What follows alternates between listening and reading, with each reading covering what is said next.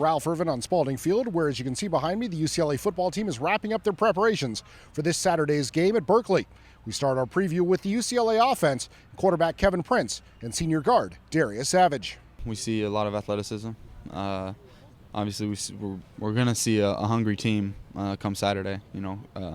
Seeing as they have 2 losses and lost to a Nevada team whose offense that we run, so they'll be ready for us, and we're expecting that. And so we're expecting them to do some things we're not ready for, and we just got to be able to adjust. And like I said, they got great athletes that are aggressive, and so I think we got a solid game plan though to attack those things. We just been trying to clean up our game, make sure even the little things, our steps are right, technically sound.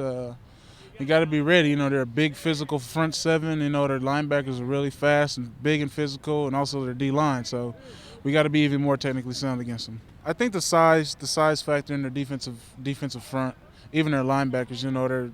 Their smallest linebacker is 240. So they're big guys that are athletic, and so we're really gonna have to play this weekend. The running game has been clicking, and so when it comes down to it, teams are going to start stacking against the run. And so we've made sure these past few weeks and, throughout the whole season really just to make sure that we still work on the pass game and make sure that when the time comes that, myself and the receivers and everyone is ready to make plays in the pass game. Oh, as a line, you love the run plays we're getting each game.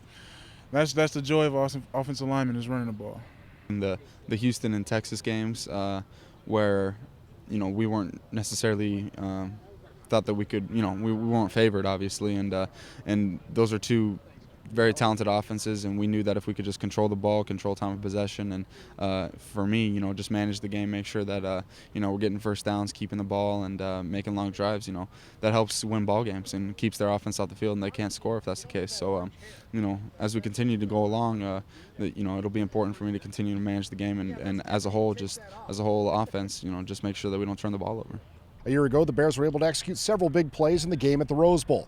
This week, we hear from 2 defensive starters new for 2010, linebacker Patrick Larimore and defensive end Owamagbe Odighizuwa. I think Cal poses a lot of threats at a lot of different positions. First, their quarterback, he throws solid passes, good deep balls, and they have a lot of talent at receiver and tight end. And I think the focal point of their offense would be their running back Shane Vereen. He's very explosive, can score from anywhere in the field, and they try to get him the ball in a lot of different ways. So it's going to be a big task for keeping him in check this week.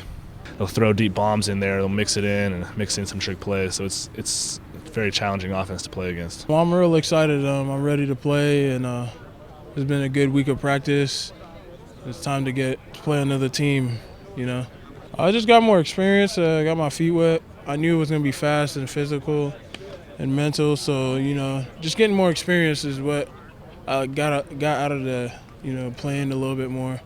Our front seven's pretty inexperienced, and I think that showed in the first couple of games, especially against Kansas State.